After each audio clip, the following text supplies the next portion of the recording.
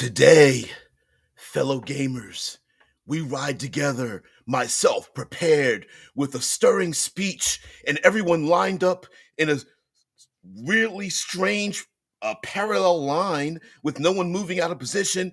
And then my voice rises as all of you chant together in some kind of practiced formation and answer to me, even though you've never heard what I've had to say. And all of you are ready for war. Yet again, none of you have moved yet because I'm still giving my speech as I then turn my mount and point to the enemies on the other side.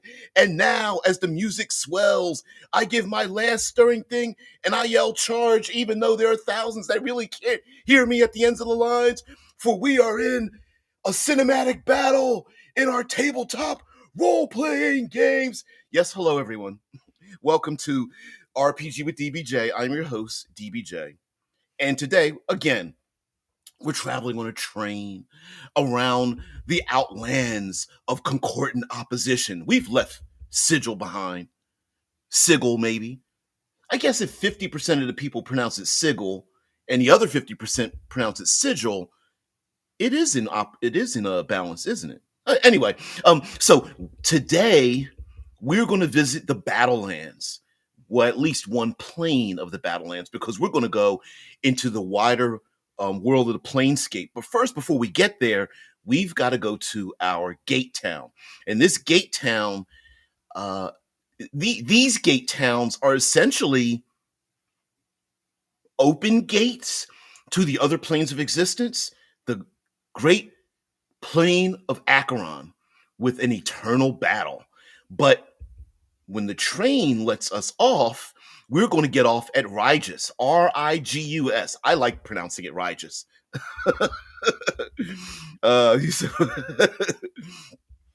Yeah. Yeah, you got to get I stand before you repeating a speech I've said 50 times before. Yeah. Shai says, yeah, very good motivational speech for Acheron, where the battles don't matter anyway, so you got to get your legions motivated somehow, right? If you're that person at the very end of the battle line, you're like, I don't know what he's saying. I'm just going to copy what everybody else is doing.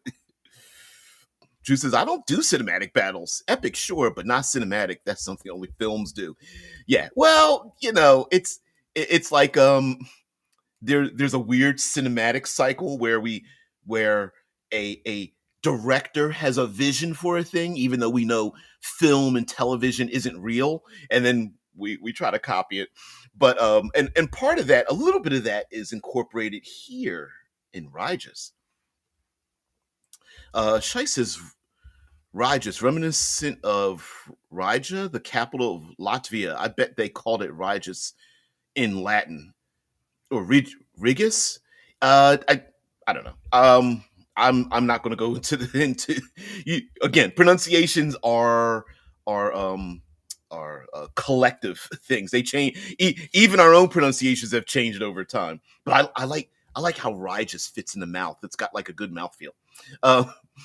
You RIGUS was more of a military fortress than a town. It was built on a massive hill, divided into 7 rings that rose to a pinnacle. Massive octagonal iron battlements and walls separated each ring.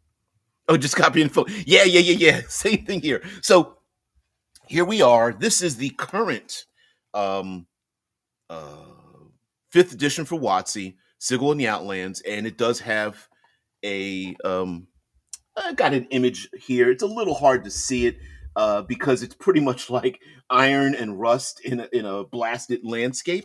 And as we were talking about, and we continue our talk about the 16 outer planes of alignment and how they assign with alignment, and that I feel like it's a feature, but there is a weird problematic part about the Planescape is that the physical reality of the alignments kind of comes together.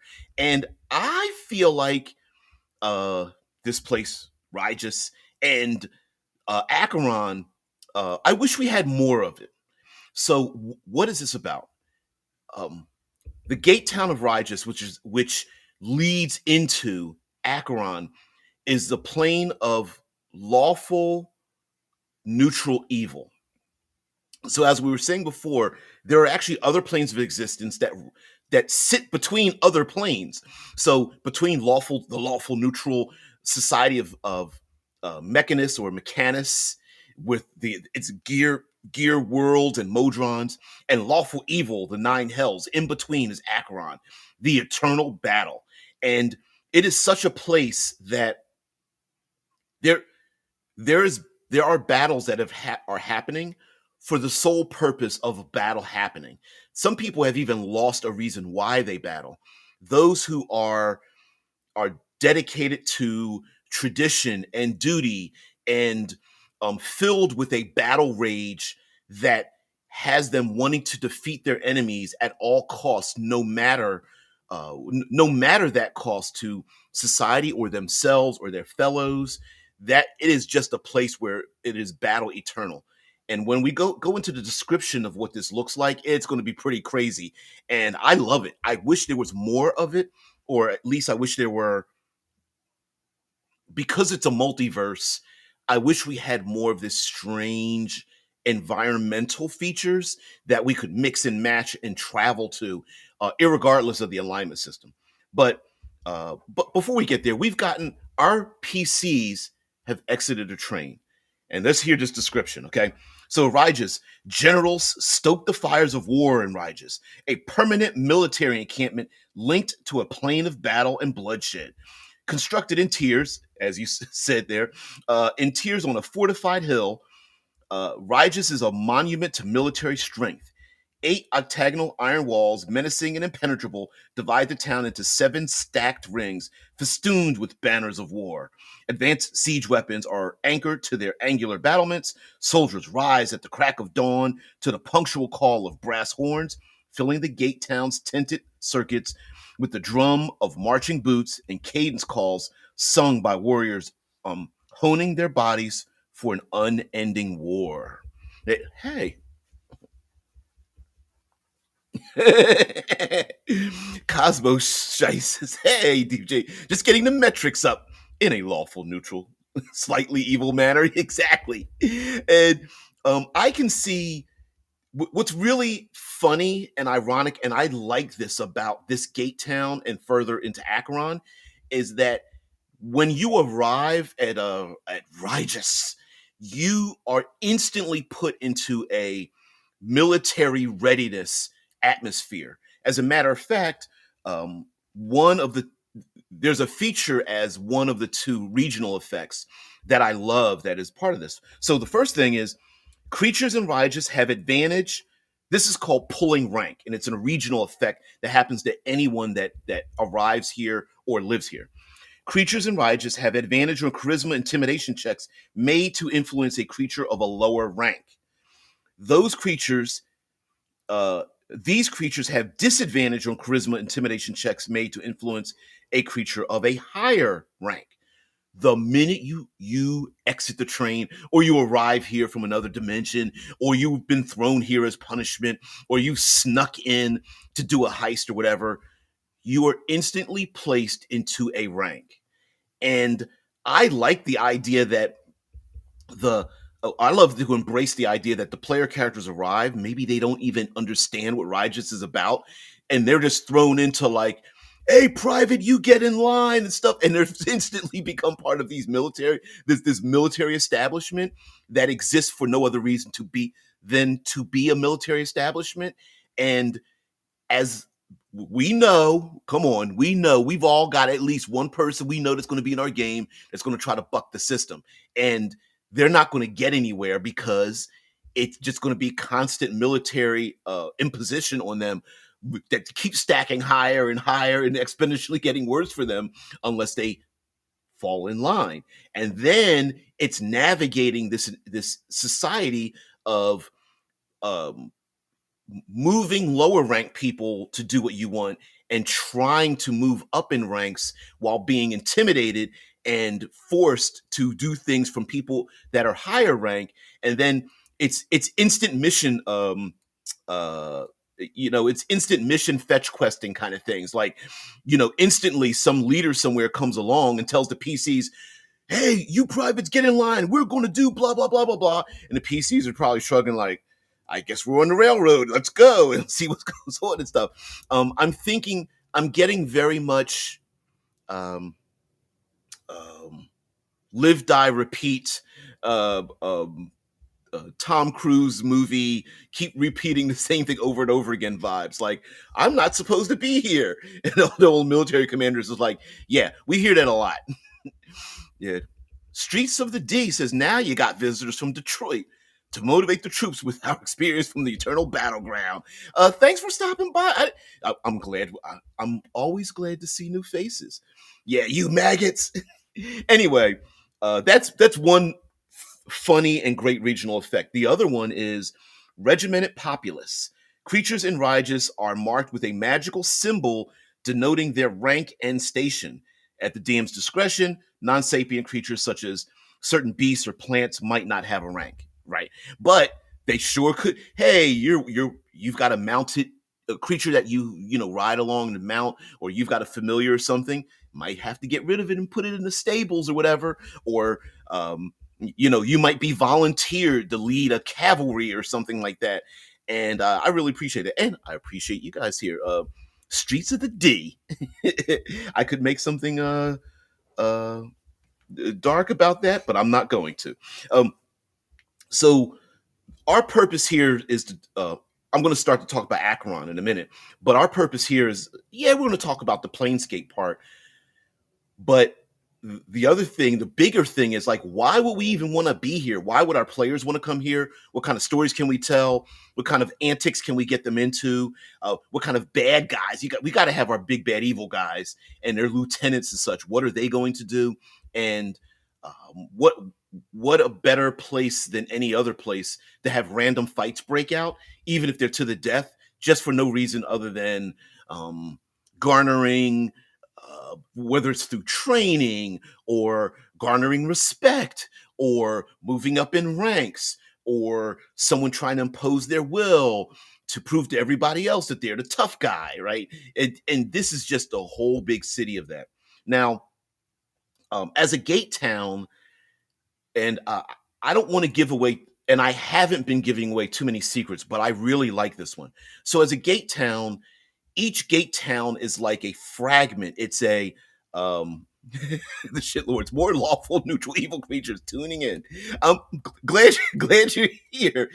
I don't know what time it is where you're at, but if you're here in the States, you're tough. You've gotten up at the bugle call, so I really appreciate that, and I'm glad the word's getting out. As a matter of fact, all right. So, as Acheron bleeds into the plane of neutrality, concord and opposition, the rule is that whatever alignment is associated with this lawful neutral evil miasma, that this battleground that Acheron is, when it bleeds in, there must be some oppositional feature to the plane. I mean, to the gate town. Wow, I'm mixing it up, which is, I guess, it is the thing. And one of the real great features here, and I'm going to give away a little bit of a secret, is actually kind of cool because as we've been talking, alignment is problematic, right? We all know alignment is problematic. It rubs us the wrong way. And I think of it as a feature that maybe it should rub us the wrong way. Because as players and DMs, the whole point is to be challenged in what these things mean. And so there's an NPC here. I'm going to describe their features, where if you live your life a certain way, you're a certain alignment, you die, you pass away, you go to one of these planes of existence. And when you get here, maybe you start experiencing things where you're like, I don't like this at all. And so this NPC kind of represents that. So RIGUS is controlled by what are known as the 6 Crown Generals.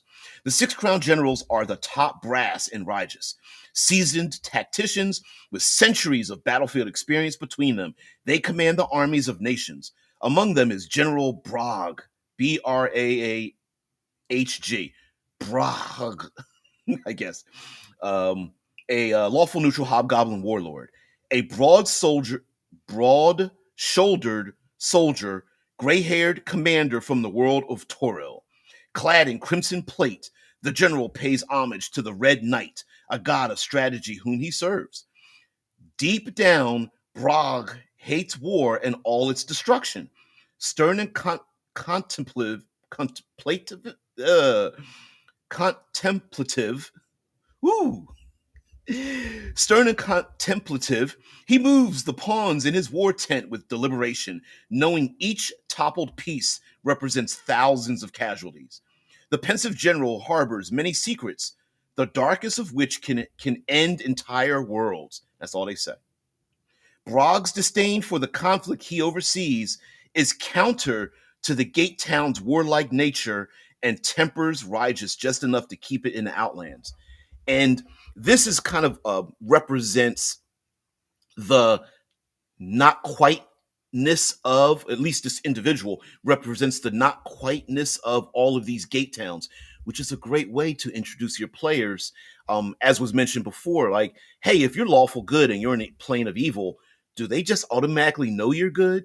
And in these gate towns, the overriding answer is no.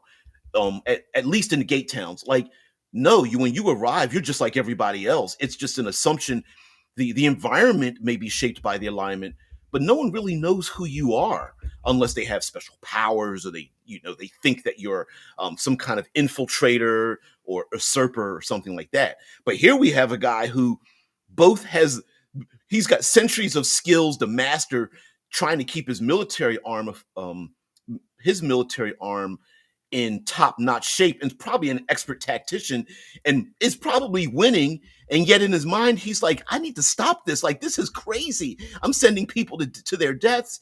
And if I, like many people in the military, it's like, I want to be next to my soldiers. So he's probably caught between a rock and a hard place. He's like, if I leave, they're all going to die. But if I stay, my mind's going to crack because this is useless.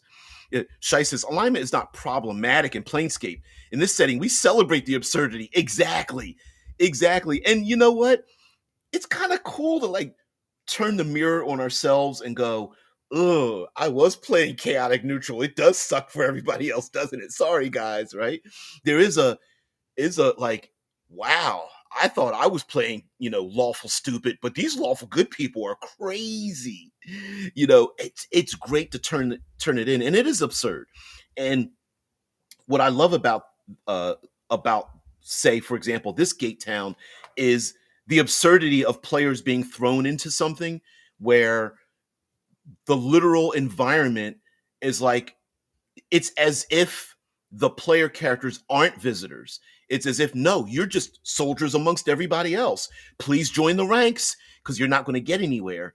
And it reminds me of like television and movies where you have your main protagonist who has a memory of a thing, but everybody else has a different memory of a same thing.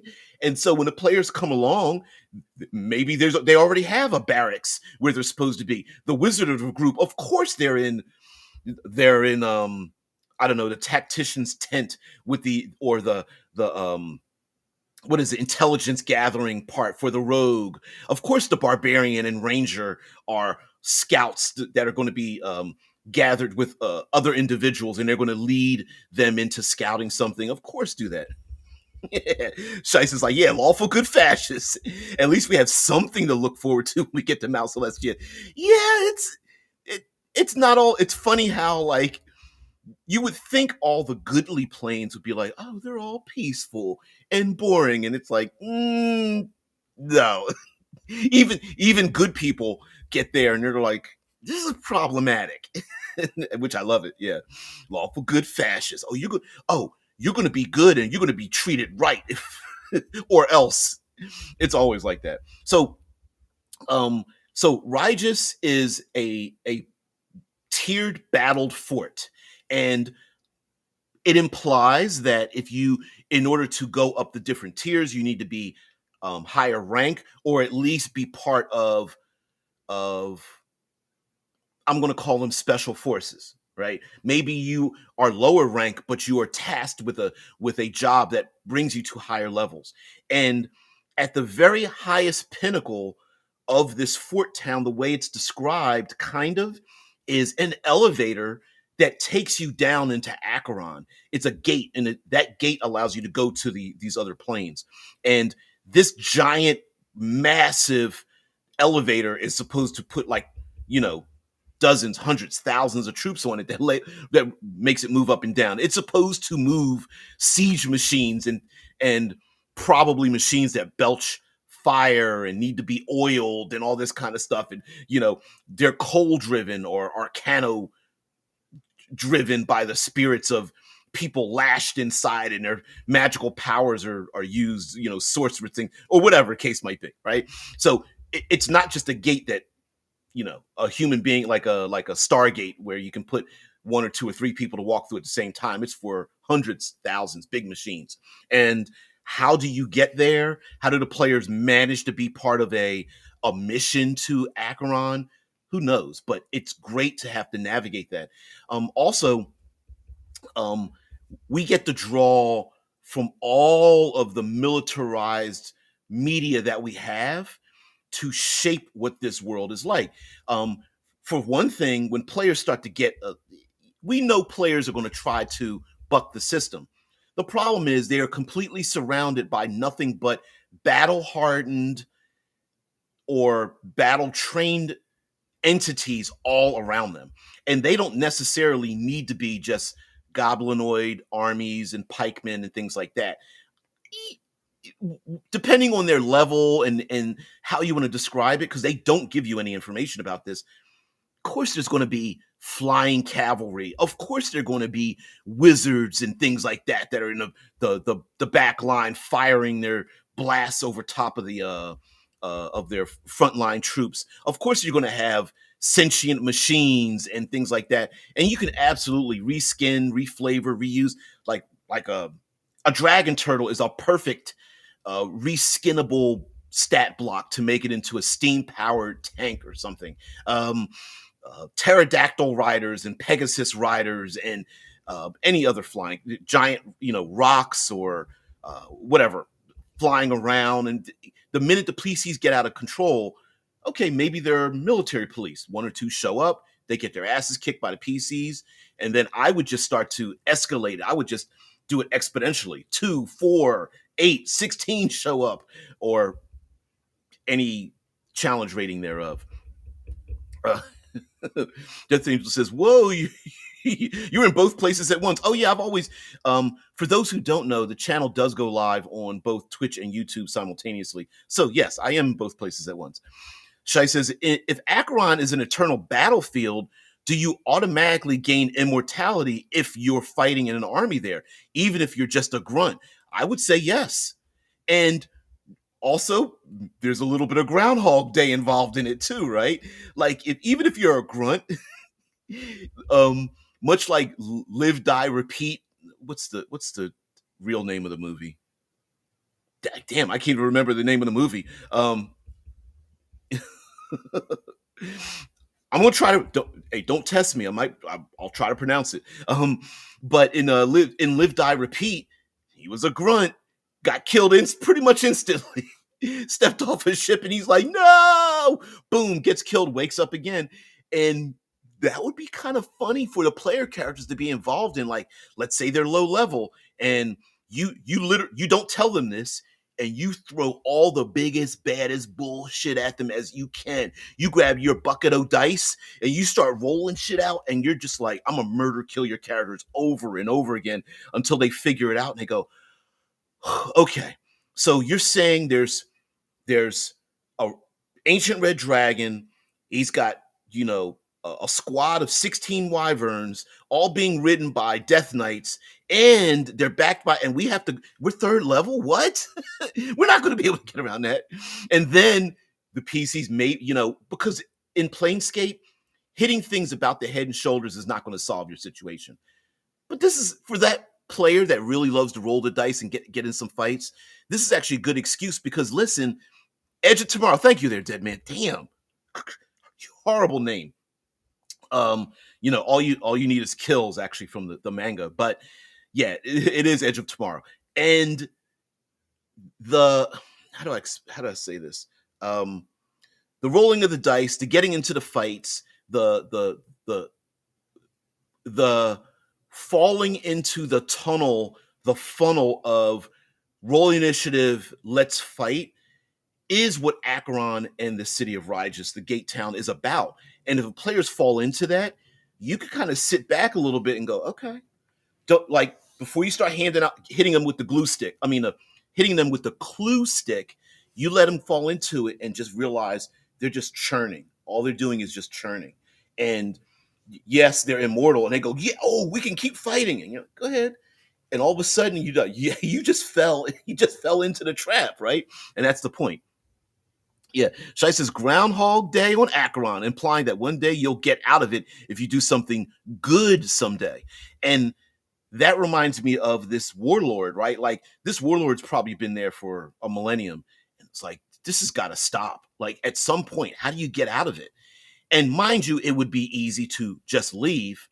But if someone else finds out that's what you want to do, military court martial, you can go through a lot of that. You're going to be, it's completely, if you're not for us, you're against us, right? It's there is no, the plane itself has no nuance to it. There isn't a, well, maybe kind of sort of you might want to think about. It's either you fight or you die.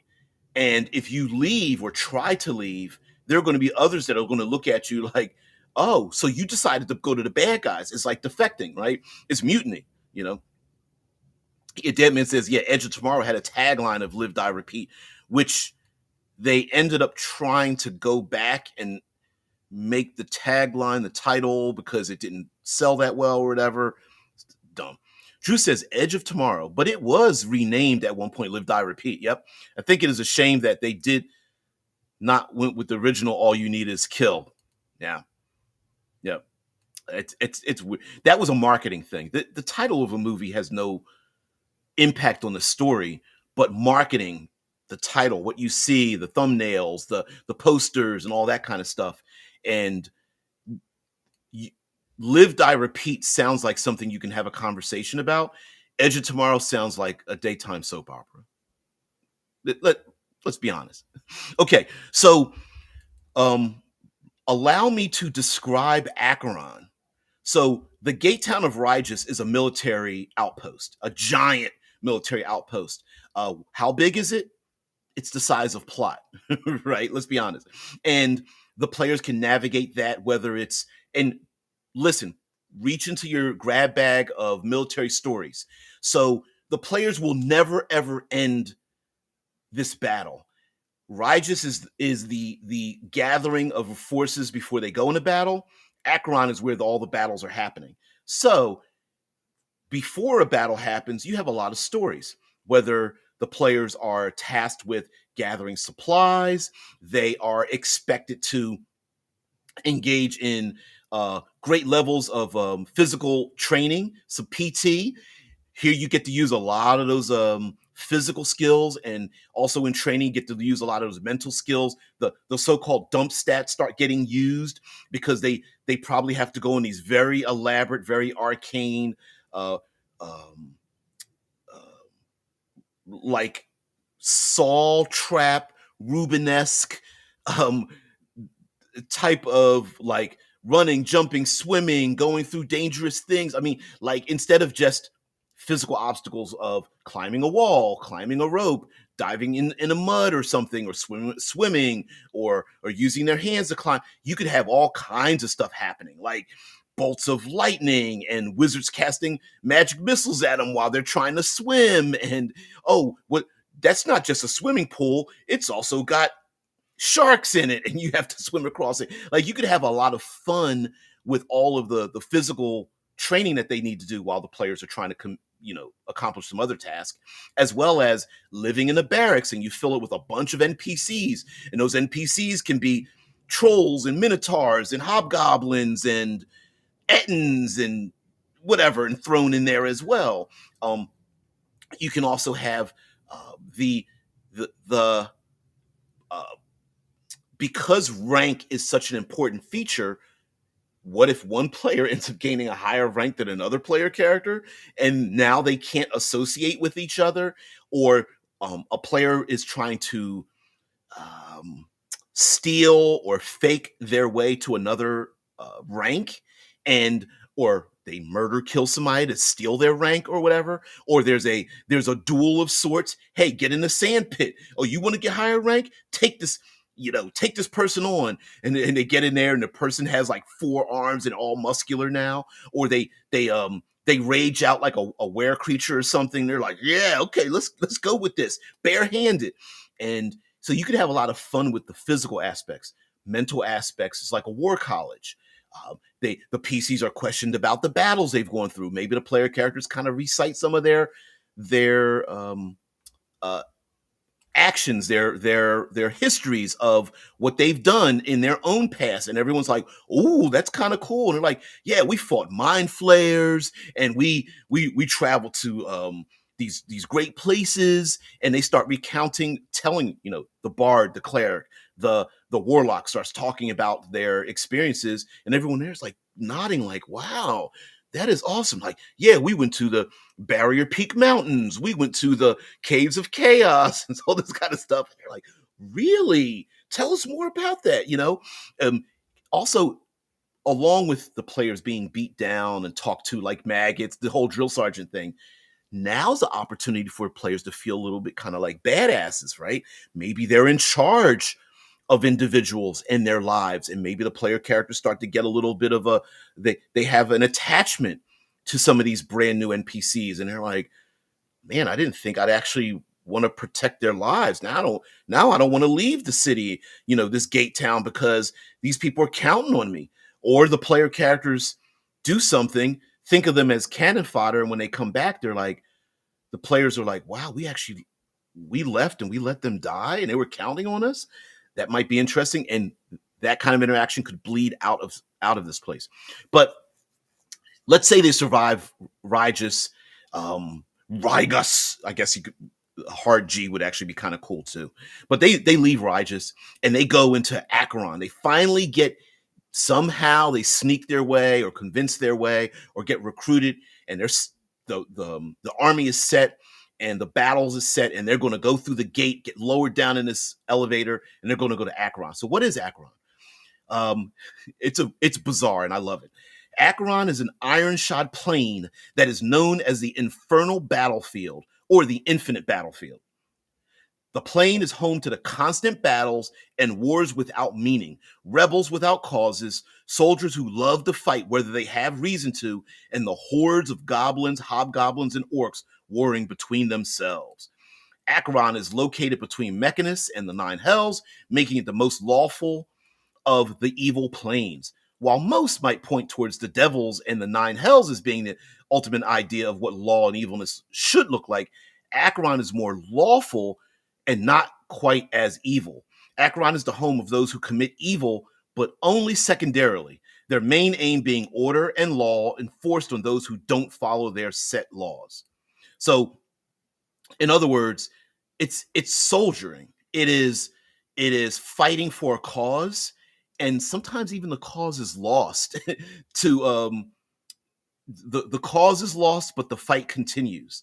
And um, for the less evil, the more lawful nature of it, it's also warriors fighting side by side, right? Many soldiers don't really have any interest in the political machinations of a war. What they're The only reason they're there is to support the soldiers that they have love for. It is the militaristic harnessing of the power of sacrificial love for the person next to you. And that is unfortunate, because we know people in power and many soldiers tend to be from the lowest rungs of society. They don't have many choices. And military service is one of those. Also, we know that by laws and decree, the lowest rungs of society are, air quotes, recruited, right? Not really much of a choice. It's the beatings will commence until morale improves kind of thing. And they're shoved into the war machine.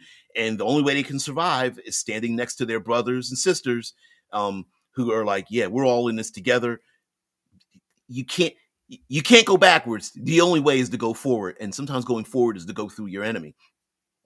Even till today, we have individuals from opposite sides of battles in our past, and they've come together because they understand what it's like. Yeah, we shot at each other, try to kill each other, but you know what? We're warriors, and we have an honor amongst ourselves that's even tighter than any military leadership. So we talk about where Acheron came from, the history of it, and an outsider's perspective. Compared to most other planes, Acheron is a wasteland, though it holds that position along with several other evil planes. But it's going to change. Visiting this plane is not for the faint-hearted, as most portals are not actually on land, but rather leaves you floating in space and falling towards the closest cube. It doesn't tell you what. Okay. Acheron is made up of these giant cubic continents, and battle rages along the flat plains of these cubic continents. Now, it's not quite flat, but they've been ravaged so much by war that it's just pitted. There's spikes and pits here along here and there because of the wars. Basically, they're cubes, and gravity is downwards on each flat plane of the cube. Yes, could you walk to the edge of the cube, look over, and then walk over to the other side of a cube? Yes, without falling off. And the portals, in a strange way, you can think of them as being static, but the cubes orbit and move through the plane in a synchronized way. Although it doesn't look like it looks like chaos, but intelligent people can realize what kind of orbits they move, and they do slam into each other and float past each other, and armies can actually drift. You could leap off of one cube when it gets close to another cube to go on and fight, and it's pretty bizarre. And as you go down the different levels of Acheron, you'll find like a plane of war machines, and then eventually you'll even find a plane of shattered glass, essentially. The cubes have shattered so much that they're just flat planes of razor sharp glass that are floating through, and if you don't even want to grab the edges, it'll cut your fingers off, kind of thing. And it's pretty interesting. Lastly, they talk about souls. Some people are fighting for the souls of others to get them into their armies. Some people, the natives of Acheron who have been fighting for a millennium, believe that there's only a finite number of souls that are allowed to be here, and if you defeat your enemy, other petitioned souls that come here will only be those that are aligned with your battle. The lawfulness of the plane, that might be true, but no one knows what that number is, so that's a thing as well. It's pretty crazy. And the weather is cold, it's balmy, it's windy, it's always overcast. It's pretty crazy. And lastly, let's see if I can find it. This is pretty strange. Try to follow this, or at least memorize this. Yeah, traveling through this plane is simple so long as you pay attention to where the other geometric shapes are located across the plane. Many armies, so focused on battle, will find themselves smashed to oblivion as another cube slams into the one that they are fighting over. While these two cubes are knocked into each other, a quick traveler can cross onto the next cube by simply stepping over to the other cube. Gravity always pulls a creature to the center of the cube, making it easy. So, bizarre. Very bizarre. Let's see what our co-hosts have to say. Drew says duel of sorts or duel of swords. Both.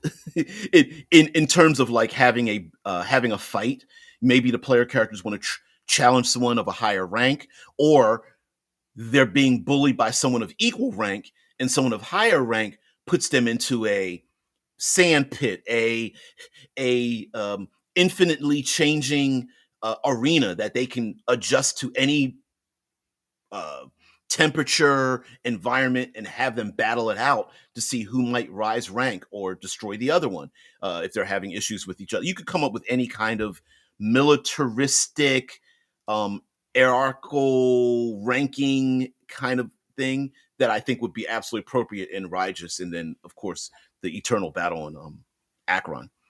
Shai says, is there a list of the names of the ranks of the hierarchy, like private, corporal, sergeant? They only start out with private, or the slang term is slate, like a blank slate. So I have not seen any other rankings, but because they use the word slate, where my mind goes to is I would use stones, semi-precious stones as titles, like slate, granite, onyx, obsidian, hematite. Like I would fall towards some of those. Iron, copper, um, chalk. I don't know. That's just me. Mercury or something. Yeah, I would kind of go towards that.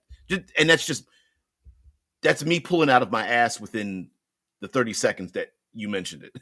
It says, or are you supposed to make up your own freaky fantasy rank names? Which is what I would do. Sam Burgos says, the lawful neutral legion grows. Yes. How about treasure hunting on Acheron? If you're automatically immortal once you get there, there's the 1/1000th chance of finding something good. Doesn't sound so bad, Yeah, yeah. We're going to get into our missions too, because we're 15 minutes from our end, so we always get to that part. Yeah, it's the only reason I can think of that regular murder hobo PCs were willing to visit Acheron. Yeah. So for those who don't know, Shice is talking about Death Angel. Yeah. Yeah. How about 144,000? Ooh, burn. Yes. Is mentioning that as you go into lower levels of Acheron, the end results of battle means that there are the dead that might rise again. There are machines of war that have been damaged, lost, corroded, um, uh, rusted, abandoned, sabotaged, that someone might find or assemble, or maybe the people inside of the machine was destroyed. There are weapons of war. Of course, if you're going to go into battle, you're going to have plenty of magical and artifactual and relic type weaponry used in battle. Not necessarily good or evil, but just very powerful weaponry would be used. And armor, of course, armor, shield, all kinds of um, siege devices, magical cloaks and rings and badges and medallions and such that would adorn someone's armor to allow them to go into battle and have certain effects and things of that nature. Shai says also, how about getting sent to Acheron as punishment if you ever have to surrender to a horde of orcs, hobgoblins, or other groups of lawful evil creatures who band together? Hell, imagine this. At lower levels, we love murder, killing ourselves some goblinoids. What if the PCs find those same goblinoids here? And they're like, I remember you. And we're in the same barracks. Click, click, click. Hey, we're going to have ourselves a pillow party tonight.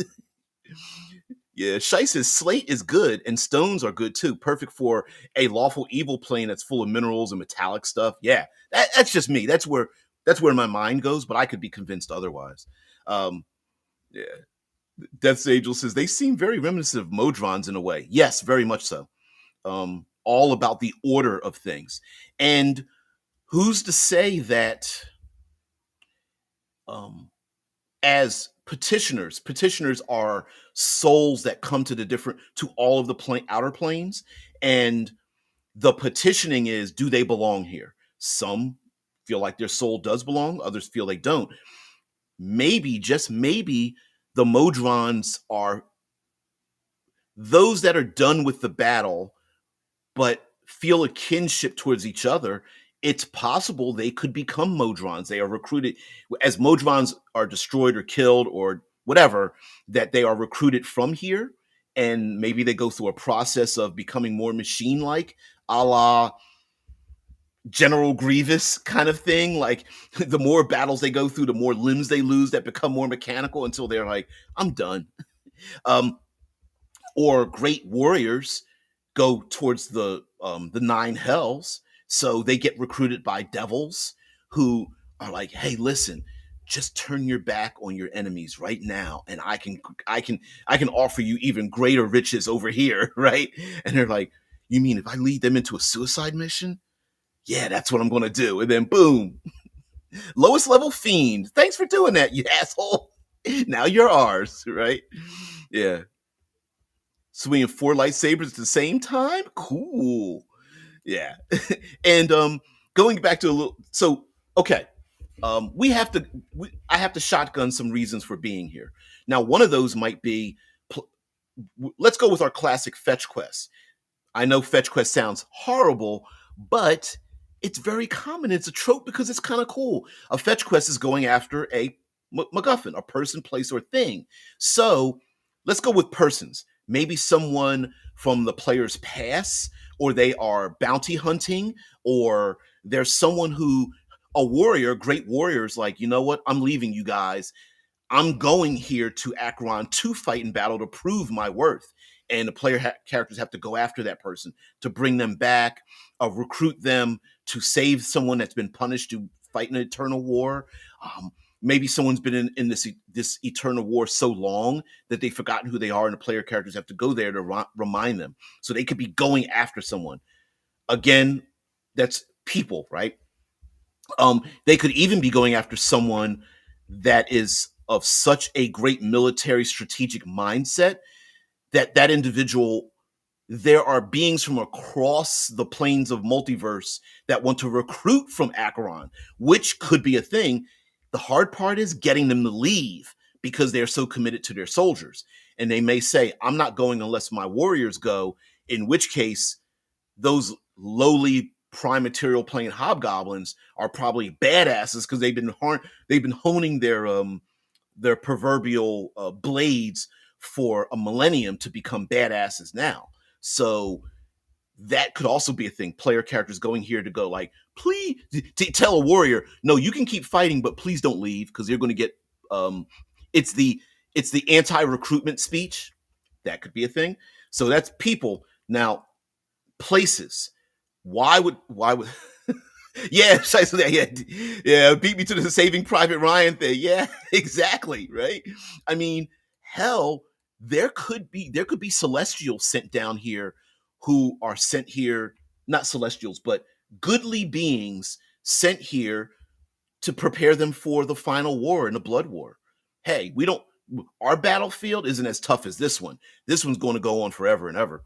So it's like, yeah, if you want a person as a MacGuffin, how about a Saving Private Ryan mission to Acheron where you get raked by D&D machine guns right at the start? Yeah. Honestly, you could only do this like once with your players, but doing the Saving Private Ryan storming Normandy, you don't know why you're here. I'm sorry. You know why you're here, and that's it. You don't know the environment. You don't know what your success purpose is, and all of a sudden, the PCs are being besieged. Battle, like one level of battle, and the next round, and they're gaining little bits of pieces.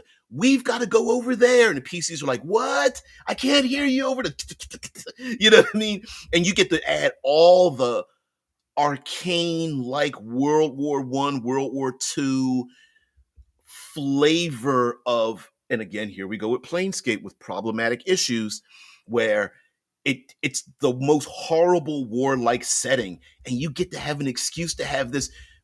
Why not have random dragons strafe the place with breath fire? Why not have wizards in pillboxes casting spells at the PCs while they try to dodge up and down trenches, and have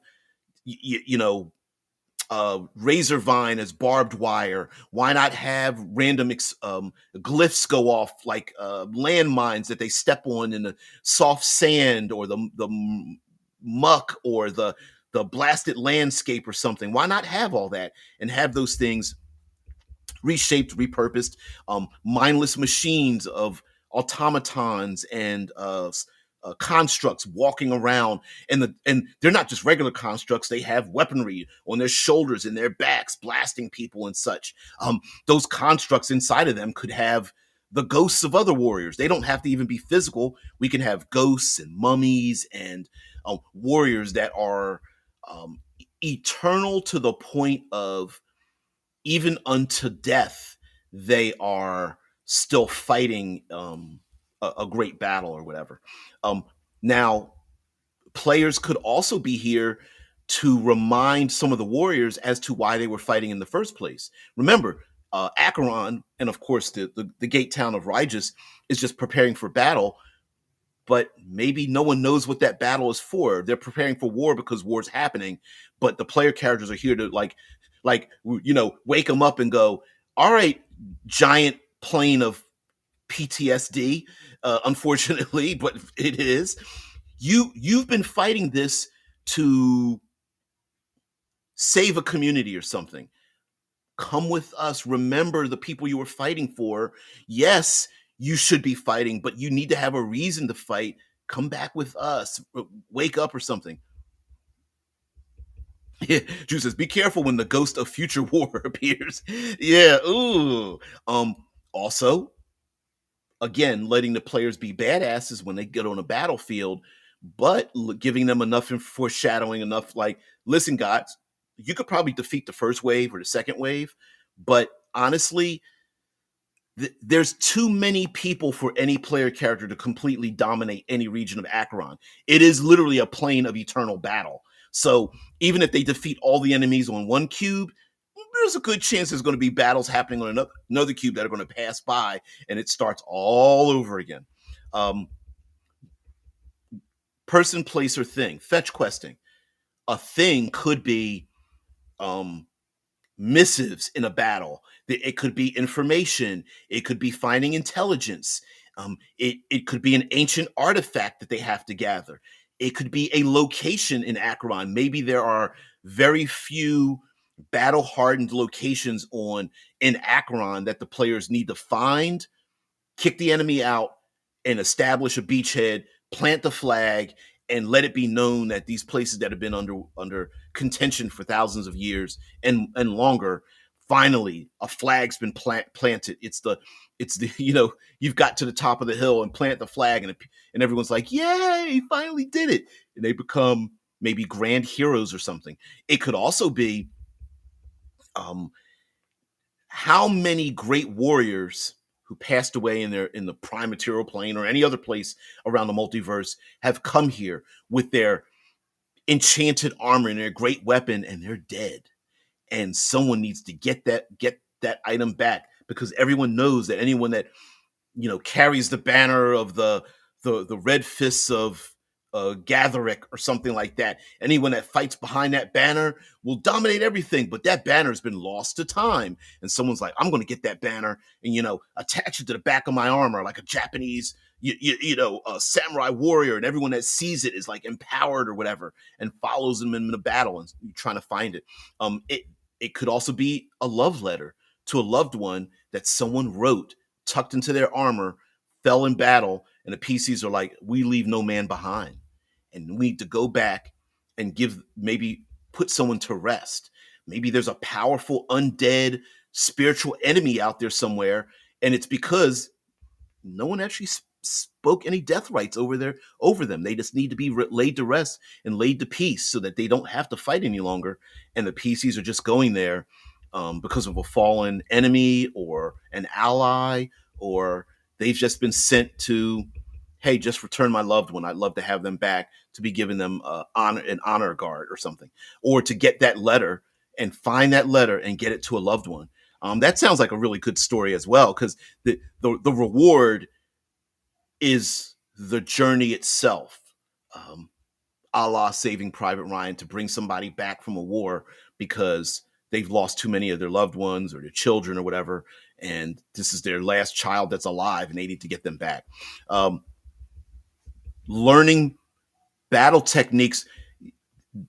There must be foolproof winning battle tactics in Acheron, that on Acheron you just keep playing through over and over again, but you take that at any other plane and you're going to win.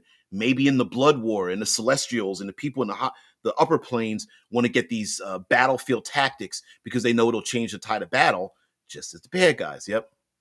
Yep, and Death Angel also said Saving Private Ryan. Yep. Shai says also, how about getting sent to Acheron as punishment if you ever have to surrender? Oh, um, there it could be, yeah, Batsu, even because you're going to have to surrender to them. Yeah, you could be. I mean, this is punishment, right? Like the escaping from the prison escape is a very common, but sometimes maybe a little bit too tropish, too maybe a little too overused. But the idea of player characters captured, surrendering, and then being sent here as punishment is actually kind of a cool thing, right? Like they get sent here as punishment, and they I don't know, you TPK the party. They go, oh man, oh, our characters are dead. And you're like, don't crumple your character sheets yet. We're gonna have a game next time or next game session or whatever. And they go, well, what are we gonna do? Don't even worry about it. All of a sudden they just wake up and they hear like explosions and people screaming, and they wake up and they realize they're like sleeping on a bedroll, and they all the PCs are dressed how they normally would dress, but their colors are all the same, like in a military manner. They've got badges on them to represent their rank and their name. Their names literally like stitched across their outfits or something. And they wake up the wizards in like army got robe is like army fatigues, and there's like a military helmet with like a little spiky with a bent tip on it, wizard's hat or something. I'm just picturing like army fatigues with like wizard's robes over top of them or something. You could even make fun and go like, "Hey, guess what? Your staff and your wand, they now have a handle on it and a gun sight." Anyway, that'd be silly, but you know what I'm saying. Like they get together, they wake up, and they're just thrown. It's misty. There's toxic smoke and fumes. You're running across and around dead bodies that are around you. There are enemies. Yeah, Debbie says like the one with Jet Li. Yep. There could be only one. Fighting at the top of a hill, fighting off all the others, or fighting a battle that the player characters keep losing and they have to figure out how to win. That would be pretty interesting as well. That the players are like, okay, we're only fourth level and we're trying to fight like a CR 17 creature that already has about a combined CR of 68 of all its lieutenants and armies. We're not going to win. We did this 8 times. We keep losing. We need to do something.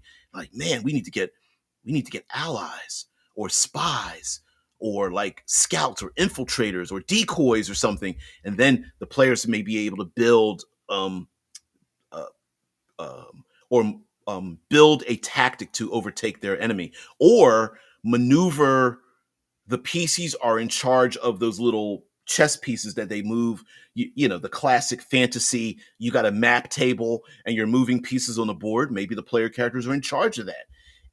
They quickly move up in the ranks, or they, for some reason, like the nature of the plane, everyone just assumes the professionalism of the player characters. Hey, sneaky rogue that no one knows you're a rogue, you're in charge of the decoys, the scouts, the infiltrators, and like the rogue's like, no one knows I'm sneaky. Well, they know because the plane knows, so they know, and you've got a squad of like ninja like people that are behind them. The PC might feel like a bad, like, damn, I got like eight dudes or whatever behind me, and they're sneaking around. Like, all right, Ariana, she pulls up her black mask and pulls her hair back and stuff. Like, you're gonna sneak around and take out those guards, and Gregor is like, yes, he's like, I know you're the big guy, but I need you to be quiet.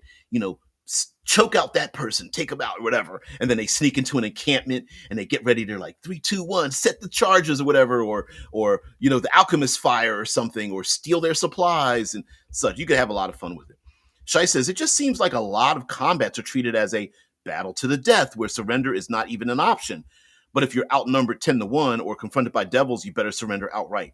And I even though it was in my mind, so like what Shai Squad is saying, member of the Shai Squad is saying, is that many battles aren't necessarily to the death, even in real life.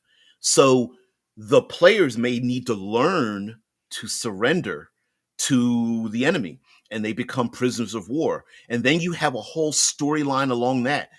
Prisoners of war traveling back to the where the evil barracks are, having a confrontation and then a relationship with having a confrontation or a relationship with other members of other factions of other war bands that are all brought together. It can be I don't, if you're a person of a certain age, I remember watching reruns of Hogan's Heroes, who were like World War II. The whole show was about World War II POWs that were captured, prisoners of war, and their machinations to escape. But they actually, some of them would sneak out of the barracks to send messages because they were listening in and finding out hidden information, and then sneak back in to pretend like they were still captured, which is actually pretty sneaky if you think about it, right? Yeah, nice idea, but the streets of the D, no surrender, only immediate execution. Yeah, Desusi. Yeah, I fear a lot of players today don't think like us old guys do. Yeah, I see nothing. Yeah. Yeah. Also, surrendering. Uh, there is power in weakness. So a person who surrenders to someone who's more powerful, the person who thinks that they have an advantage, they tend to run their mouth. They tend to say things maybe they shouldn't. They tend to underestimate the individual who appears to be weakened or defeated, and that may be the thing that um, changes the tide of battle. For example, the players might be tasked with being a decoy. So a decoy could be making it seem like you're attacking from the east, but in reality, the real battle should be happening on the west. But the players need to make it look good so that the enemy does come after them on the east. So they don't want to defeat the enemy, because if the enemy feels they're being harried too much and defeated too many losses, they may retreat and then go to the west in the first place, which is what you don't want to have happen. So being a decoy, um, using a feint in battle is a real thing, and convincing the enemy that you should attack us, that you should chase after us, might be the goal. And so having these non-kill or be killed win conditions. No, killing the enemy is not the good thing, because if you defeat the enemy on the eastern side, they know what your capabilities are, and B, they're just going to pivot around. Everyone knows that in war, you never want a fair fight, even though it tends to be a filmish and literature type trope. You never want a fair fight. You always want to overwhelm your enemy, because you don't want to lose on your side, and it's better if the enemy gives up. So the players may want to have an overwhelming superiority for their enemy to approach them, to give up, to delay things long enough for the real attack to go around. Streets of the D says, so 5e friendly orcs and drow must be terminated with extreme prejudice and sent to fight as slates in Acheron. which may be a thing, right? Yeah, shock and awe is a real thing. That's just that's just, why would you not do that? If if you can overwhelm the enemy and no shot is fired, you won. That's the whole point. So yeah. Oh man. There's also the lastly, before I get out of here, with using RIGUS as a gate town in Acheron, you can also give the player characters a introduce them to what is Acheron in the first place. It can be a little bit difficult to describe some of these planes of existence, all of the planes of existence, but the gate town can give them a little flavor as to what's going on, especially if there's this Modron train that you can get a ticket to go to different gate towns around the Concordant opposition. Maybe the player characters are here because there are soldiers who have left this gate town of Righteous and they're going to other planes of existence. Maybe they have someone from Okay, maybe the Yugoloths have have decided to manipulate the military might of Rigis and get some of those military forces to be recruited as mercenaries to change the tide of battle along the planes of existence. Or the player characters have come here, they gain some allies, and later on, they're confronted by mercenaries. But guess what? They've got the same tattoos, they got the same badges. And the PC's like, I know you. And they scream over the battlefield, I know you. And they come together and they realize, like, well, that was easy. I thought we were going to have a big fight. And they go, well, we'll probably fight later. But now let's have some drinks. Come in the tent, let's have some drinks and stuff, man. How long's it been? 300-400 years? Yeah, it felt like it was yesterday, which it might have been, right? For at least one of them. So yeah, it could be all of these things. And how would you populate this? Of course, you can use lots of monstrous things to use as labor animals, mounts, pets, scouts, things like that. Of course, you want to use mechanized creations in war. Um, I would stack some of these things together. Like, for example, wouldn't it be kind of strange and cool to have glyphs, etched onto the armor of roving machines that also have within them the spirits of the undead warriors, which are also festooned with, you know, other magical properties. So if you strike them, the glyph will go off, but it'll also repair the iron golems or something because of the fireball that's going to exist. You could stack a lot. You can have lots of humanoids here, and not just your typical ones, or describe humanoids from maybe other planes of existence that the PCs have never been there. Hey, these humanoids have purple skin and no eyes and antenna and four arms, and you're like, I've never seen that in any fantasy. Well, you've never been across the planes of existence. They happen to come here, and the PCs may trace them back to another plane of existence that's another world altogether or something. Jay says, "Are the Yugoloths the secret bosses behind the scenes of the wars on Acheron?" That would be it.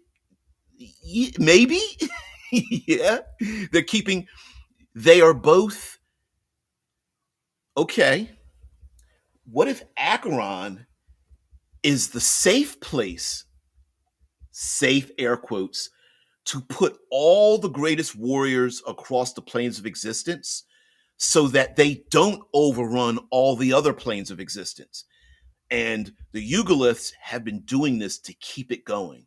They just when um, the different warriors come together and they try to shake, they do the warrior shake where they grab each other's forearms in the classic we're friends in battle kind of thing. And the Yugoloths said, oh, we got to split this up, because if too many of these warlords get together, yet 7 warlords get together, it's been promised they're going to leave this plane and defeat all of us. We got to keep them fighting at each other. And so they keep picking, even in the blood war, the Yugoloths are like, we don't even want them to have the sides of the blood war, the devils and demons. We don't even want them to be part of this. So that's pretty funny. Shai says, I fear you're right about a lot of players today, which makes DBJ's channel all the more important. An oasis in a desert of dumbed down D&D channels. Yeah. Listen, um, I I don't like the idea of sanitizing Dungeons and Dragons. I understand why, for marketing, for mass appeal. It's a business, and let's not pretend like things aren't a business. So I get it. I understand why it's happening, but I feel it's better to confront those problematic things and make it a feature of what's going on. When you go through Planescape, there's a lot of issues in here. Like, for example, let me see if I can find the feature here that was just like, ooh, like when you read it, you're like, ooh, no. Let's see if I can find. Um, Goblinoids. I'm going to try to find it while I. Yes, no. Mm-mm-mm. Neshrick. These are locations. City of Fumes. Okay, I can't find it, so I'm just gonna have to speak it aloud. Um, so one of the problematic issues on Acheron that that happens is that some of these wars are wars of um, ideology, and it is supposed to confront the idea that the goblinoids are evil for evil's sake, and the wars that happen here are to eliminate uh, there's a speciesisms on this world that you want to eliminate a whole species of people simply because they are air quotes evil, and to confront that fact. And the point of it being existing on Acheron is to actually flip the script to say, like, well, maybe you're wrong about all the goblinoids being evil. Maybe you're wrong about that because these pointless wars are intended to be pointless. Um, hey, we're fighting on these planes. The dwarves and the humans have teamed up with some of the elves that are fighting against the hobgoblins in this eternal war. Why? Because we've always been fighting. But why? Because they're evil. Why? Well, because. And you're like, yeah, that's not really a good reason. Yeah.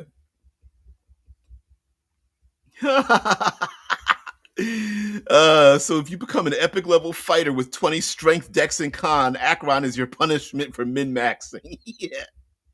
That's where you get sent to be a badass and keep you away from the rest of us that want to play the game the way it should be played. They're like, yeah, you retired my character. Sweet.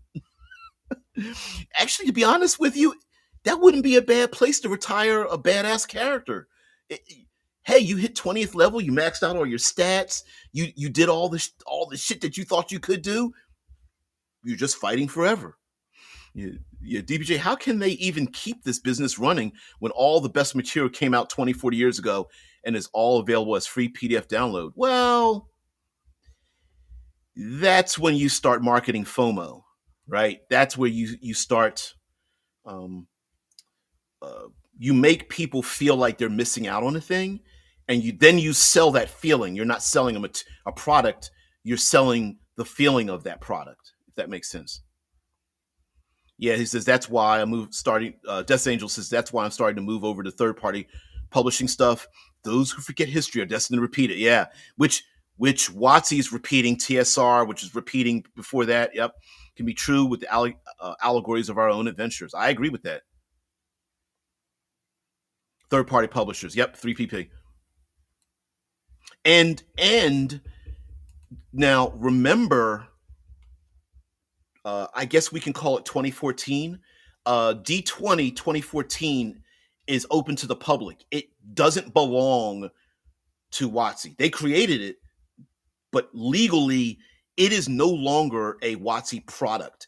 It is the current fifth edition rule set doesn't belong to them anymore. It is in the public. You can use it like going to a place where you have what's the free imagery websites and things like that. Um, the snapshot, photo snap, whatever the places are. It's free. So if you love Dungeons and Dragons, go to the OSR, become an NSR fan, which is like new school rules kind of thing that uses, yeah, it's completely public domain now.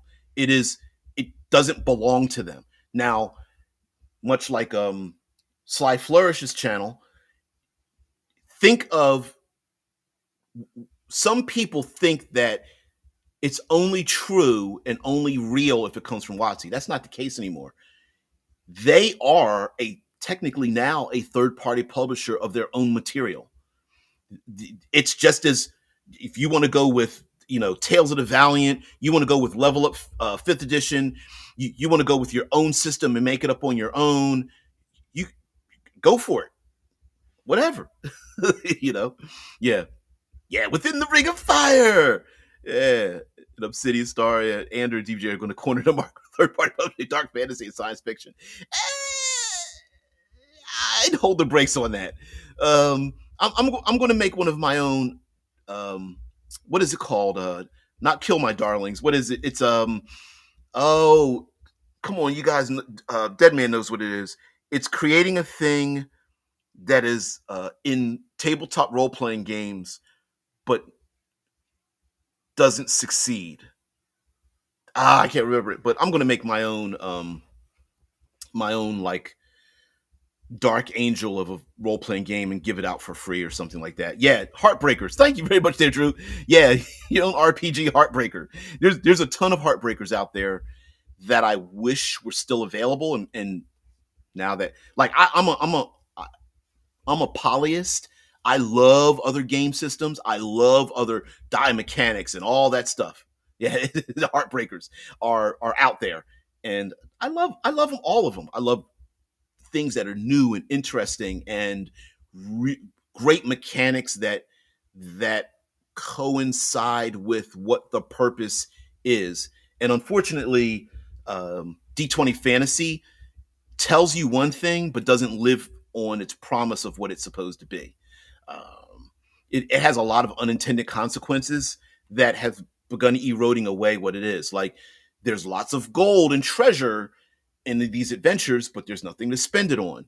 And the reason why, they got rid of encumbrance, but it was a feature because it made issues problems. And I see today that the problems of adventuring have been slowly eliminated, so that now there are no problems.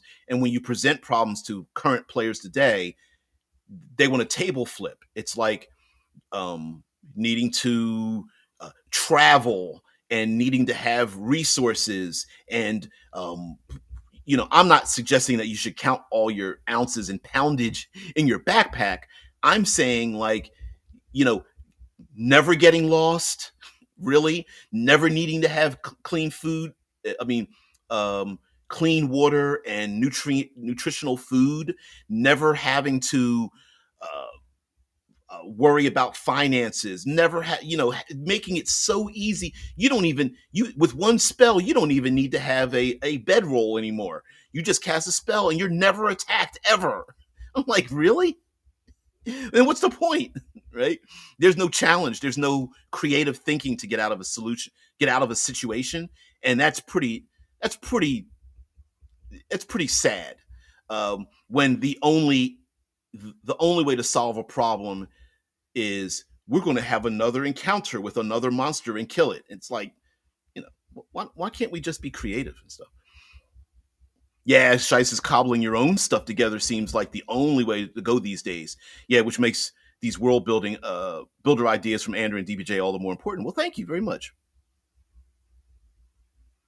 Death Angel says, like, why drop items if there's no reason to? Why have material spell components? Yep. Yeah, why have to spot or listen? Yeah, torches, why? Everyone has dark vision.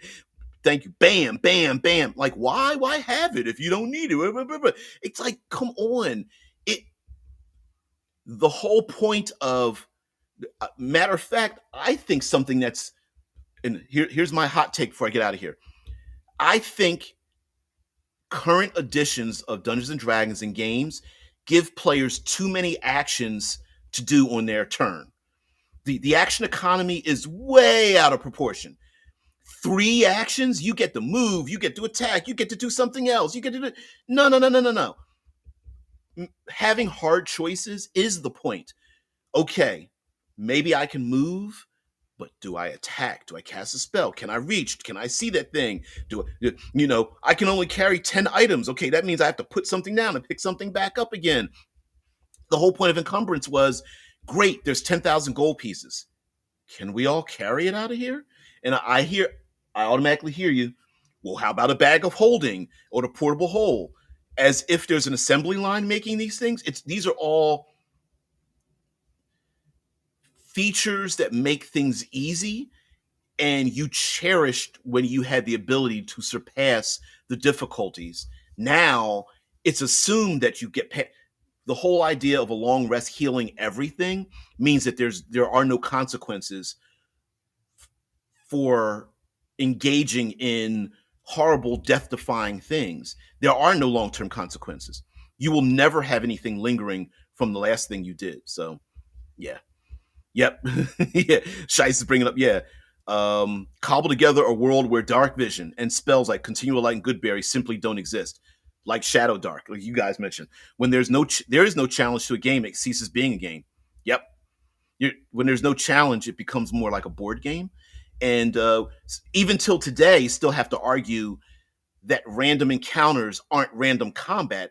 Random encounters are designed to push you forward. They random encounters are time based.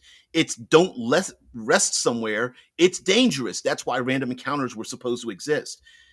Random encounters are also lore for your world. And now today, you bring up random encounters, and everyone like rolls their eyes like, "Oh, random encounters are stupid." It's like, no, It's a feature. It's to get your ass to get up out of there and not take a long rest in the doorway before you go to defeat the dragon. Like, that doesn't make any sense. The dragon's not going to wait there and wait for you to take a nap. Yeah, you're not supposed to take long rests in dungeons. That doesn't make any sense. Yeah, where the PCs think these spells exist, but they don't. So the MUs waste time, components, actions trying to perform non-existent magic tricks. Yeah, the magic users. Yeah, oh man. I mean, we could just all sit around a campfire, tell stories, but saying that's bad, but it's not the same. Yeah. Yep. So anyway, guys, you guys have spent too much of your valuable time here. I thank you so much. I hope this channel and all of you out there, all the co-hosts that take part in the show, give anyone else who finds this channel a little bit of change back. So, guys, have a great one. I will see you later. And where are we going tomorrow? We've got to go to, let's see. We went to Gehenna. We went to Limbo. Where's another evil place? The Abyss? Yeah, let's go to the Abyss tomorrow. That's what we'll do. We'll do the Abyss. Yep. Interactive storytelling, except you can die. Yeah. Happy Hump Day Mountain Festival. Is there where you at? Is there a mountain festival? That's kind of cool. That's awesome. Anyway, guys, have a great one, and maybe I'll bring it up tomorrow. But I want to talk about I heard a podcast that brought up a very interesting cyclical problem that happens in tabletop gaming for like the last 40, 45 years. And it's the idea of death in gaming and the problem of trying to sell a game that has death but not have death in it, and the conundrum of players that claim they want death in their games but then complain when death happens. And it was a pretty interesting thing, and I'm gonna figure out a way for us to talk about it, because I almost feel like it could be a week-long subject, but that'll be later on. Once we get through the multiverse of the planes and we come crashing back into prime material plane, we'll figure it out that way. So, guys, have a great one. Thank you very much for spending your time here. I'm DBJ, and I'm out. Peace.